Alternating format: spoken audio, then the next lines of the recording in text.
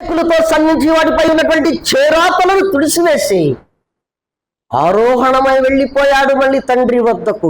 భూలోకములో నాకు అప్పగించబడినటువంటి పనిని సంపూర్తిగా నెరవేర్చి తిని,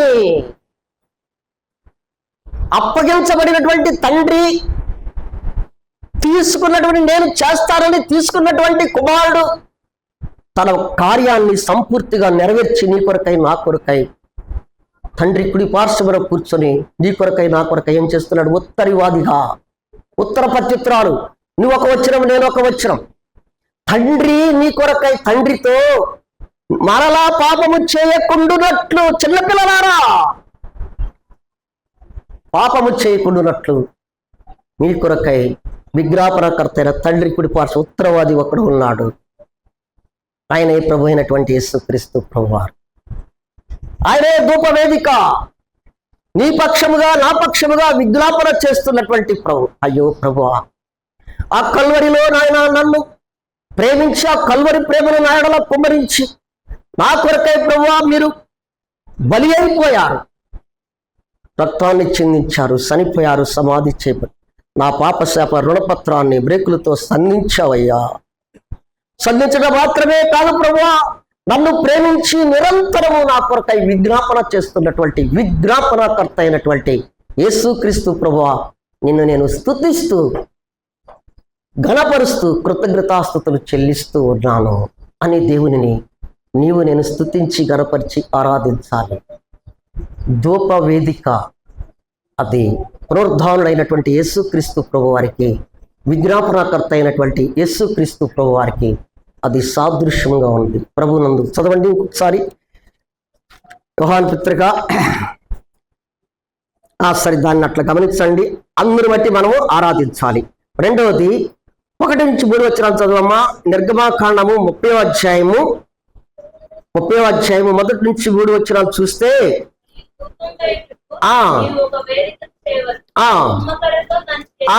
తుమ్మ కర్రతో బంగారు రేకుతో దాన్ని పొడిగించాలని చెప్పాడు. చూడండి, చాలు చాలు చాలు. ఆ తుమ్మకర్ర బంగారుపు రేకుతో దానిని పొడిగించాలి అని చెప్పాడు.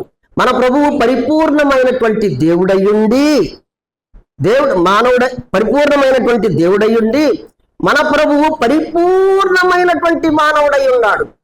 పరిపూర్ణమైనటువంటి మానవుడు, పరిపూర్ణమైనటువంటి దేవుడు. ఈ తుమ్మకర్ర బంగారము, ఈ తుమ్మకర్ర మానవత్వాన్ని, అది ఎన్నికలేనటువంటిది. మనము ఎన్నికలేనటువంటి వారు, మనము ఎవరము? ఎన్నికలేనటువంటి వారము, అపవిత్రులము, అపాత్రులము, ఎన్నికలేనటువంటి వారము, పాపముల చేతను అపరాధముల చేతను చచ్చి పడి ఉన్నటువంటి మనలను తాను ప్రేమించి దైవత్వాన్ని విడిచిపెట్టి మానవుడిగా అవతరించాడు. ఎన్నికలేని వాడిగా ఈ లోకములోకి వచ్చాడు, దాసుడిగా వచ్చాడు, దరిద్రుడిగా వచ్చాడు. ఆయన దరిద్రుడిగా వచ్చాడు. ఎవరి కొరకై? నీ కొరకై వచ్చాడు, నీ కొరకై వచ్చాడు. ప్రభునందు ప్రియమైన సహోదర సహోదరులారా, ఆయన దాసుడుగా, దీనుడుగా రిక్తుడైపోయాడు. రిక్తుడైపోయి నీ కొరకై నా కొరకై తండ్రి అప్పగించబడినటువంటి పనిని సంపూర్తిగా నెరవేర్చాడు. దైవత్వము కలిగినటువంటి వాడు, దైవత్వము కలిగినటువంటి వాడు. ఆయన రాజు. లోహములన్నిటిలో కూడా విలువైనటువంటిది బంగారము. యేసుక్రీస్తు ప్రభు వారి లోకములోకి జన్మించినప్పుడు ముగ్గురు బ్రాహ్మణులైనటువంటి వారు ఏమర్పించారు? సాంబ్రాణి, బంగారము, బోళము అర్పించారు. ఆయన రాజరికాన్ని చూపిస్తూ ఉన్నది. ఆయన రాజు, ఆయన రాజులకు రాజు, ప్రభువులకు ప్రభు అయినటువంటి ఆ రాజు దీనుడై మానవ శరీరధారిగా ఈ లోకములకు వచ్చి తన అమూల్యమైనటువంటి పవిత్రమైనటువంటి రక్తాన్ని నీ కొరకై నా కొరకై చిందించి నిన్ను నన్ను శుభ్రపరిచి పవిత్రపరిచి దేవుడిగా ఆయన మరణాన్ని జయించి ఆరోహణమై తండ్రి కుడి పార్శ్వమున కూర్చొని విజ్ఞాపన చేస్తున్నటువంటి పునరుద్ధానుడైన యేసుక్రీస్తు ప్రభు వారు, విజ్ఞాపనకర్త అయినటువంటి యేసుక్రీస్తు ప్రభు వారు నీకు నాకు కలిగి ఉన్నాడు. అందుని బట్టి ప్రభుని నువ్వు నేను ఆరాధించాలి. ఈ ధూపవేదిక అనేది బలిపీఠము కంటే కూడా కొలతలకి తేడా ఉంది. ధూపవేదిక కొలతలు చిన్నవి. ధూపవేదిక కంటే కూడా, బలిపీఠము కంటే కూడా ధూపవేదిక చిన్నది. ఇక్కడ మనం గమనించగలిగితే దాన బలిపీఠము యొక్క కొలతలు వేరు, ధూపవేదిక యొక్క కొలతలు వేరు. ఇవన్నీ మార్పుగా ఉన్నాయి. బలిపీఠము యొక్క కొలతల కంటే ధూపవేదిక యొక్క కొలతలు ఎక్కువ. చూడండి, నిర్గమాకాండం 27:1 చూస్తే 5 మూరల పొడుగు, 5 మూరల వెడల్పు, దాని ఎత్తు 3 మూరలు అని ఉంటుంది. ఏముంటుంది? అది దాన బలిపీఠము యొక్క కొలతలు. అయితే ధూపవేది యొక్క కొలతలు ఎలా ఇచ్చాడు? 30 అధ్యాయం చూడండి. పొడుగు మూర, వెడల్పు మూర, ఎత్తు 2 మూరలు. ఇక్కడ మార్పును మనం గమనిస్తూ ఉన్నాం. ప్రభువునందు ప్రియమైన సహోదర సహోదరులారా, ఇక్కడ హెబ్రీ పత్రిక 2వ అధ్యాయము 9వ వచనాన్ని మనం గమనిస్తే కృప కలిగినటువంటి ఆ దేవుడు ఏమని మాట్లాడుతున్నాడో చూద్దాం. చూడమ్మా, చదువమ్మా. హెబ్రీ పత్రిక 2వ అధ్యాయం 9వ వచనం. దేవుని కృప వలన ఆయన ప్రతి మనుషుని కొరకు మరణము అనుభవించినట్లు దూతల కంటే కొంచెము తక్కువగా చేయబడిన యేసు మరణము పొందినంత ఆయనను చూచుచున్నాము. చూడండి, దేవదూతల కంటే కొంచెము తక్కువ. విజ్ఞాపనకర్త పునరుద్ధారుడైనటువంటి యేసు క్రీస్తు ప్రభువారు ధూపవేదికకు, ఆయన ధూపవేదిక సాదృశ్యంగా ఉన్నటువంటి యేసు క్రీస్తు ప్రభువారు బలిపీఠములకును ధూపవేదికకును కొలతలు ఏ రీతిగా వ్యత్యాసం ఉన్నాయో, అలాగే యేసు క్రీస్తు ప్రభువారు మానవుడిగా ఉద్భవించడం ద్వారా ఆయన ఏం చేశాడు? దేవదూతల కంటే కొంచెము తక్కువనిగా చేశాడని హెబ్రీ గ్రంథకర్త వాక్యం ద్వారా పరిశుద్ధాత్ముడు నీతో నాతో మాట్లాడుతూ ఉన్నాడు ఉదయకాల సమయంలో. ప్రభునందు ప్రియమైన సహోదర సహోదరులారా, అందుకనే అపోస్తులైనటువంటి పౌలు యవనస్తుడైనటువంటి తిమోతితో ఒక మాట మాట్లాడుతున్నాడు. చూడండి, అది 1 తిమోతి పత్రిక 2వ అధ్యాయము 6వ వచనాన్ని గమనించే, ఈయన అందరి కొరకు విమోచన క్రయము దనగా తన్ను తాను అర్పించుకొనెను. అందరి కొరకు, సర్వమానవాళి కొరకు ఏం చేశాడంట? తన్ను తాను ఏం చేశాడు? తన్ను తానుగా సమర్పించుకున్నాడు. తక్కువనిగా ఎలా? తన్ను తానుగా అందరి కొరకు విమోచన క్రయం ద్వారా తన్ను తాను అర్పించుకొని, తన్ను తాను తగ్గించుకొని అర్పించుకున్నట్లుగా మనం చూస్తున్నాం. గమనించండి, విమోచన క్రయధనము, విమోచించబడ్డాం. క్రయధనము చెల్లించాడు నీ కొరకై నా కొరకై. ఆయన వెల ఇచ్చి కొనబడినటువంటి వారము. మనము వెల ఇచ్చి కొనబడినటువంటి వారం. ఎవరు మనము? వెల ఇచ్చి కొనబడినటువంటి వారము. అందుని బట్టి ప్రభువుని నీవు నేను స్తుతించాలి. ప్రభునందు ప్రియమైన సహోదర సహోదరులారా, ఆయన తన్ను తానుగా ఎంతగా తగ్గించుకున్నాడంటే, తన్ను తానుగా దేవదూతల కంటే తక్కువగా తగ్గించుకున్నాడు. విగ్రహకర్త అయినటువంటి పునరుద్ధారుడైనటువంటి యేసు క్రీస్తు ప్రభువారు తన్ను తానుగా తగ్గించుకున్నాడు. తరువాత తన్ను తానుగా తగ్గించుకొని విమోచన క్రయధనముగా ఆయన సమర్పించుకున్నాడు. అయ్యో ప్రభువా, ఎంతగా తగ్గించుకున్నావయ్యా, ఎంతగా తగ్గించుకొని నన్ను తగ్గించుకొని నువ్వు నా కొరకై నీ మహిమను విడిచిపెట్టావు, నీ సింహాసనాన్ని విడిచిపెట్టావు, తండ్రితో ఉండే భాగ్యాన్ని విడిచిపెట్టావు. నా కొరకై తన్నునయ్యా నిన్ను నీవుగా రిక్తునిగా చేసుకున్నావు. నా కొరకై ఈ లోకంలోకి వచ్చావు. తగ్గించుకొని నా కొరకై విమోచన క్రయధనముగా నా కొరకై అర్పించబడినటువంటి దేవా, నిన్ను నేను స్తుతిస్తున్నాను. నీవు ఆ రీతిగా ఆ కార్యము జరిగించడం ద్వారా నన్ను ఎంతగా హెచ్చించినటువంటి దేవా, స్తోత్రాలు చెల్లిస్తున్నాను. ఎంతగా నన్ను హెచ్చిస్తున్నా, నిన్ను నేను స్తుతిస్తున్నా, ఘనపరుస్తూ ఉన్నా, కృతజ్ఞతాస్తుతులు చెల్లిస్తూ ఉన్నాను. ప్రభువుని మనస్సారా దేవుని ఆరాధించాలి.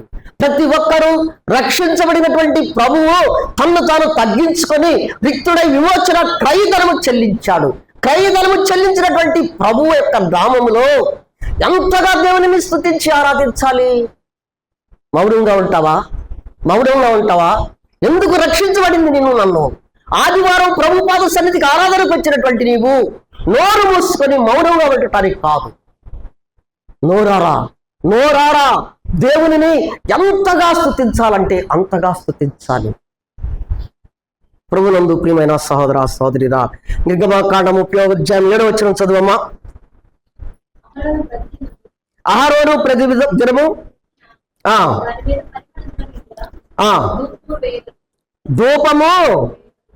ధూపవేదిక పైన ఎప్పుడు ధూపము వేస్తూనే ఉండాలి. ఎవరు? అహరోను ఎవరు? యాజకుడు. నీవెవరని? రాజులైన యాజక సమూహంలోకి తీసుకొని వచ్చాడు నిన్ను నన్ను. యాజకుడే ఆయన. నీకైతే ఇంకొక బిరుదు ఇచ్చాడు, రాజులను, యాజకులను. ఎంత గొప్ప ధన్యత అండి నీకు నాకు. అలాంటి దేవుడిని ఎంతగా స్తుతించాలండి, ఎంతగా ఆరాధించాలండి.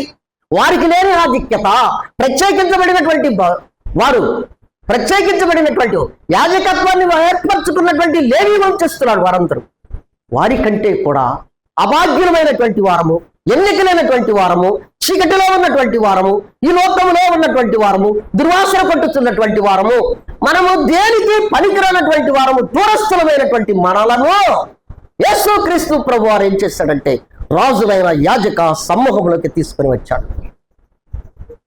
అందును బట్టి ప్రభువుని స్తుతించి గణపరచాలన్నమాట. ప్రభునందు ప్రియమైన సహోదర, అందుకనే హెబ్రీ గ్రంథకర్త ఇలాగంటున్నాడు. అపోస్తుల కార్యాల గ్రంథము 7:25. ఈయన తన ద్వారా దేవుని వద్దకు వచ్చు వారి పక్షమున తన ద్వారా తన సహోదరులకు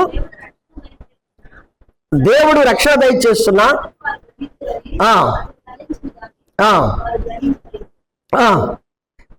హెబ్రీ పత్రిక 7:25. 25. హెబ్రీ పత్రిక 7:25. ఈయన తన ద్వారా దేవుని వద్దకు వచ్చు వారి పక్షమున విజ్ఞాపన చేయుటకు నిరంతరము జీవించుచు ఉన్నాడు. ఎలాగూ ఉన్నాడు?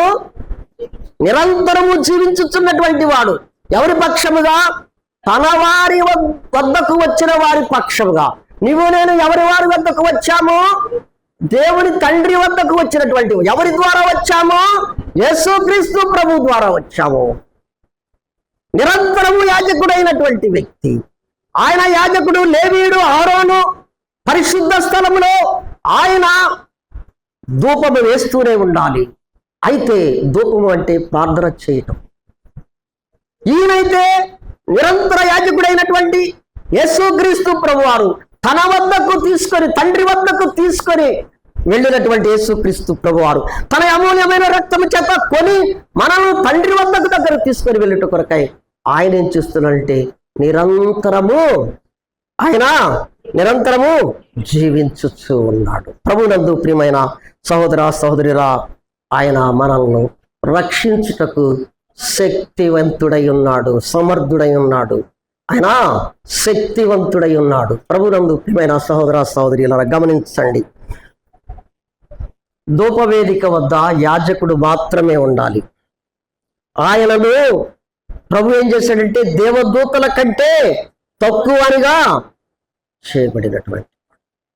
అయితే ప్రభునందు ప్రియమైన సహోదర సహోదరురా, నీ కొరకై నా కొరకై మరణము అనుభవించినట్లు విమోచన క్రయధర్మగా తన్ను తాను తగ్గించుకొని ఆది సంభూతునిగా తిరిగి లేచి నిరంతరం మన పక్షముగా విజ్ఞాపన చేస్తున్న దేవా స్తోత్రాలు చెల్లిస్తూ ఉన్నాడు.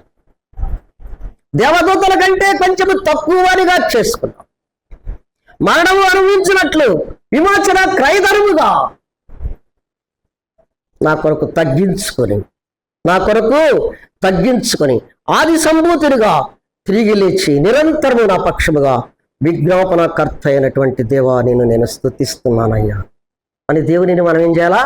దేవునిని స్తుతించి ఘనపరిచి ఆరాధించే వారముగా ఉండాలి. రెండవదిగా గమనిస్తే 2వ వచనం చదువమ్మా. నిర్గమకాండము 30:2. ధూపవేదిగా చచ్చౌకముగా ఉండాలి. ఈ ప్రత్యక్ష గుడారములో కొన్ని చచ్చౌకం అంటే చెప్పామన్నా, బలిపీఠము చచ్చౌకముగా ఉండవలెను. చచ్చౌకం అంటే సమానముగా, 4 కొలతలు సమానంగా ఉండాలి. ఎత్తు, పొడుగు, వెడల్పు సమానముగా ఉండాలి. అది సమాధానమునకు కర్త అయిన యేసుక్రీస్తు ప్రభు వారిని చూపిస్తూ ఉన్నది. ఇది చచ్చౌకముగా ఉండాలి. 3 వస్తువులు, ఉపకరణములు, ప్రత్యక్ష గుడారములో 3 వస్తువులు చచ్చౌకముగా ఉన్నాయి. ఒకటేంటి చూడండి, మొదటిదిగా మనం గమనిస్తే నిర్గమాకాండము 27:1 చూస్తే బలిపీఠము. వద్దులేండి, ఈ బలిపీఠము అందరి కొరకు బలి అయినటువంటి యేసుక్రీస్తు ప్రభువారికి సాదృశ్యంగా ఉన్నది. అందుకనే 1 తిమోతి పత్రికలో అంటే ఆయన అందరి కొరకు విమోచన క్రయధర్మగా చేయబడ్డాడు. రెండవది ఏంటంటే చచ్చౌకంగా ఉన్నది. నిర్గమాకాండము 28వ అధ్యాయము 16 నుండి 12 వరకు చదివితే న్యాయ విధాన పథకము చచ్చౌకముగా ఉండాలి. అది ఆరోను యొక్క రొమ్ముపై ఉన్నటువంటి న్యాయ విధానమైన పథకము, అది కూడా చచ్చౌకముగా ఉండాలని చెప్పాడు. మూడవదిగా గమనించే ధూప వేదిక కూడా ఏమై ఉండాలి? అది చచ్చౌకముగా, అది సమానముగా ఉండాలి. అది సమానముగా ఉండాలి. ప్రభునందు ప్రియమైన సహోదర సహోదరీలరా, దూరస్తులమైన మనలను ఆయన ఏం చేశాడంటే సమీపస్తులుగా చేశాడు. ఏం చేశాడు? మనల్ని ఎక్కడికి సమీపముగా తీసుకొని వచ్చాడు? తండ్రి వద్దకు తీసుకొని. అంటే ఇక్కడ తండ్రితో సమాధానం లేదు, తండ్రితో సమాధానం లేదు. తండ్రి వద్ద ఎవరున్నారు? యేసుక్రీస్తు ప్రభువు ఉన్నాడు. యేసుక్రీస్తు ప్రభువారు నిన్ను ప్రభు వద్దకు తీసుకెళ్ళాడు.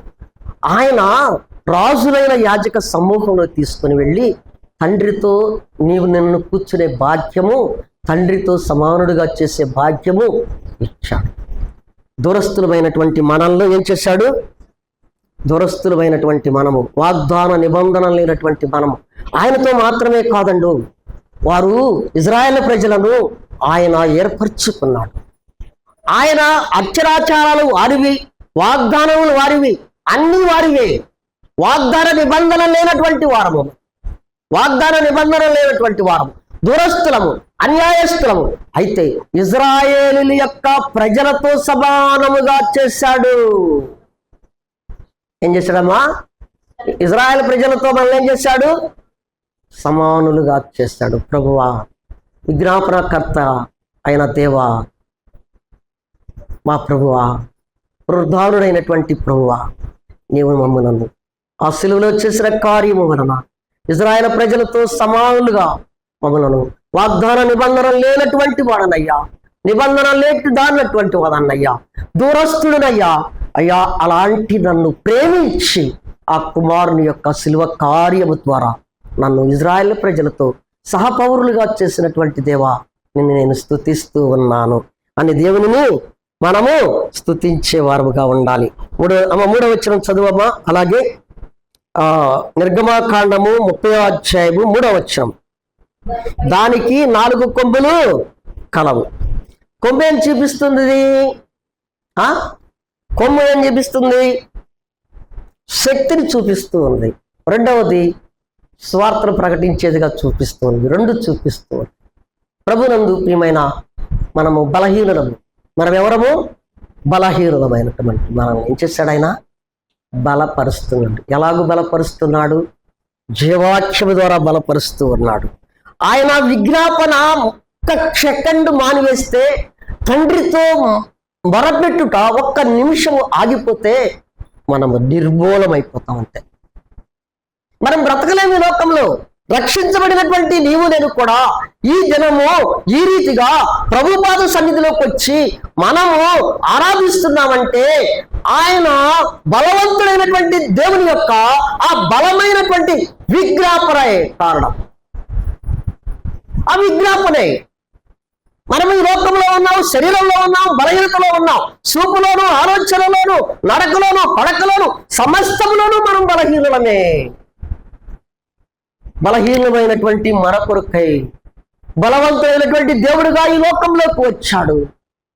బలహీనుడుగా తన శరీరాన్ని అప్పగించాడు. బలవంతుడుగా మరణాన్ని జయించాడు. తండ్రి కుడి పార్శ్వమున కూర్చొని యాచనలు, విజ్ఞాపనలు చేస్తున్నటువంటి ఆ దేవుడు ఆ దేవుని యొక్క శక్తి ద్వారానే నీవు నేను నిర్మూలన కాకుండా ఉన్నాము. అందరు బట్టి దేవునిని మనం ఏం చేయాలా? స్తుతించి ఘనపరిచి ఆరాధించే వారముగా ఉండాలి. ప్రభునందు ప్రియమైన సహోదర సహోదరులారా, గమనించండి. స్వార్థ ద్వారా ఆయన స్వార్థ, కొమ్ము అంటే స్వార్థను ప్రకటించేది. అది పాత నిబంధన కాలములు. దాని గురించి చాలా మంది ఆరాధన వర్తమానం కనుక దాని గురించి జోలికి వెళ్ళటం లేదు నేను. అయితే అది స్వార్థను ప్రకటించేది.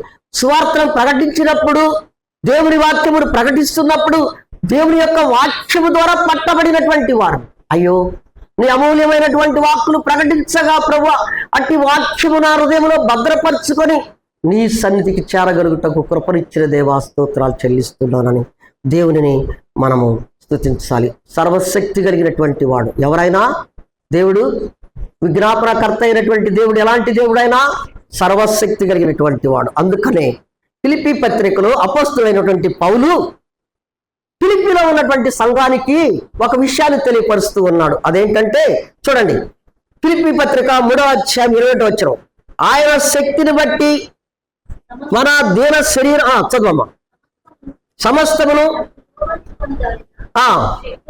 శక్తిని బట్టి ఆయన మన దేన శరీరమును తన మహిమ గల శరీరమునకు సమరూపము గల దాని వారిగా. ఎంత గొప్ప దేవుడు అండి!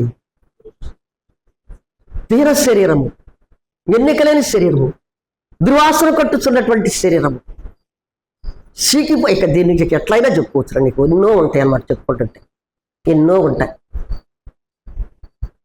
అయితే ప్రభునందు ప్రియమైన ఓ ఫిలిప్పీ సంఘమా, మీరు ఎలాంటి పరిస్థితిలో ఉన్నారో ఒక్కసారి జ్ఞాపకం చేసుకోనండి అని వారికి జ్ఞాపకం చేసి ఉత్తరము ద్వారా తెలియపరుస్తున్నాడు. బంధకాలలో ఉన్నటువంటి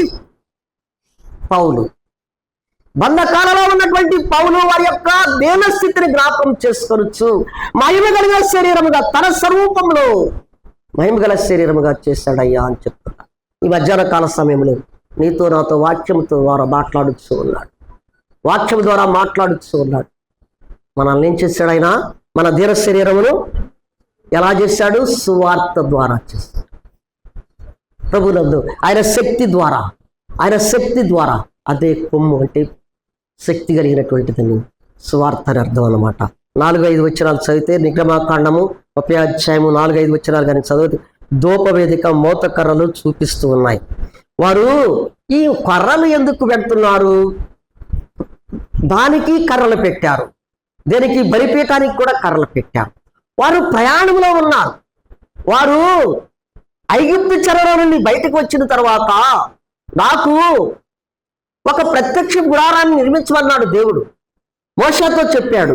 వారు ప్రయాణంలో ఉన్నారు, వారికి మజిలీలు చాలా ఉన్నాయి.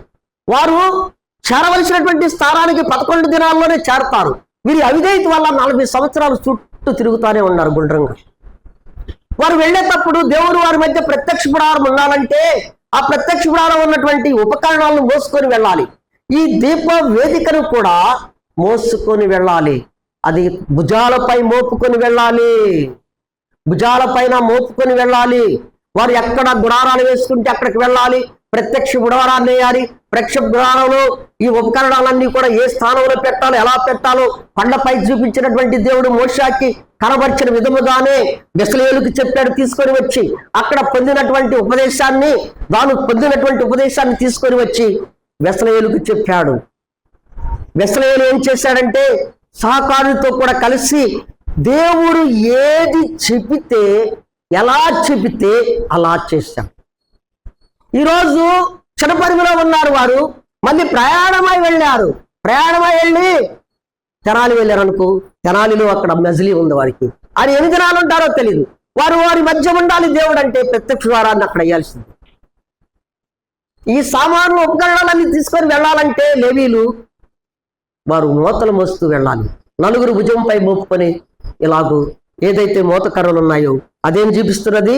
ప్రభునందు ప్రయాణములు ఏదైనా మోసే విధానాన్ని అక్కడ చూపిస్తున్నాయి. అది వారికి తోడై ఉంటుందన్నమాట. దేవుడు కూడా, విజ్ఞాపనకర్త అయినటువంటి దేవుడు కూడా మనకి ఎప్పుడు కూడా తోడై ఉన్నటువంటి వాడుగా ఉన్నాడు. వారు ఎక్కడికి వెళితే అక్కడికి ధూపవేదిక వెళుతుంది. ఎక్కడికి వెళితే ఉపకరణాలు వెళ్ళొచ్చు ఉన్నాయి. యేసుక్రీస్తు ప్రభువారు నీవు ఎక్కడున్నా, ఏ ప్రదేశంలో ఉన్నా దేవుడు నీకు తోడై ఉన్నాడు. దేవుడు ఏమై ఉన్నాడు? తోడై ఉన్నాడు. ప్రభునందు ప్రియమైన సహోదర సహోదరులరా, తోడై ఉన్నటువంటి దేవుడు, విజ్ఞాపన చేస్తున్నటువంటి దేవుడు, తోడై ఉన్నటువంటి దేవా స్తోత్రాలు చెల్లిస్తూ ఈ దినము నాకు తోడై ఉన్నావు కనుకనే గత రాత్రంతయు ప్రభువా నీవు నాకు తోడై ఉన్నావయ్యా, నన్ను సజీవ లెక్కలో ఉంచావయ్యా, అందుకే కదా ప్రభువా నీ పాద సన్నిధికి నేను రేఖలిగా రాగలిగాను అయ్యా. నేను స్తుతించుటకు గణపరచుటకు నీవు తోడై ఉన్న దేవా స్తోత్రాలు చెల్లిస్తూ ఉన్నాను. 5వదిగా మనం గమనిస్తే ఇక్కడ 6వ వచనం చదువమ్మా. అయిపోయింది.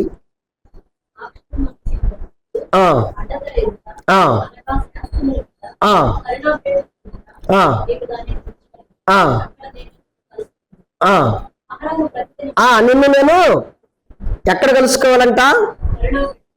కరుణాపీఠం ఎక్కడుంది? మందసము. ఎలాగంటే ఇది పరిశుద్ధ స్థలము, అది పరిశుద్ధ స్థలము, ఇది అతి పరిశుద్ధ స్థలము. దీనికి తెర ఉంటుంది, తెర వద్ద పెట్టాడు. దీన్ని తీసుకెళ్ళి ఎక్కడ పెట్టమన్నాడు? మోషేతో కొండ మీద చెప్పింది.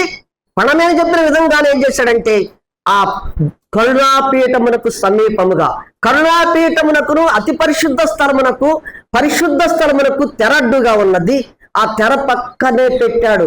ఇక అక్కడ విజ్ఞాపన చేస్తూ ఉన్నటువంటి అహరోను సంవత్సరంలో ఒకసారి ఏం చేస్తాడంటే పరిశుద్ధ, అతి పరిశుద్ధ స్థలములోకి వెళ్తాడు. ఇక మనం కూడా అంతే. దేవుడు అక్కడ ఏం చేస్తాడు? మానవుడు కలుసుకునే ప్రాంతము. దేవుని ఎవరితో కలుసుకుంటాడు? కరుణాపీఠము ఎదుట దానిని ఉంచవలను, అక్కడ నిన్ను కలుసుకొందును. మధ్యవర్తి అయిన క్రీస్తును చూపిస్తూ ఉన్నది ఇక్కడ. యేసుక్రీస్తు ప్రభువారు మధ్యవర్తి అయినటువంటి యేసుక్రీస్తు. అందుకని అంటాడు యోహాను సువార్త 4వ అధ్యాయం 14వ వచనం అంటాడు, నేనే మార్గమును, నేనే సత్యమును, నేనే జీవము. ఆయన మార్గమై ఉన్నాడు, సత్యమై ఉన్నాడు, జీవమై ఉన్నాడు. మార్గములో నడిపించిన దేవా, వక్రమైన మార్గములో, అన్యాయమైన మార్గములో ఒకడు తాను నడుస్తున్నటువంటి మార్గము తనకు యథార్థముగా కనపడిద్ది. తుదకు అది ఏమైందంటే మరణమునకు దారితీసింది. మన మార్గము మరణమునకు మార్గము, పాతాళమునకు మార్గము.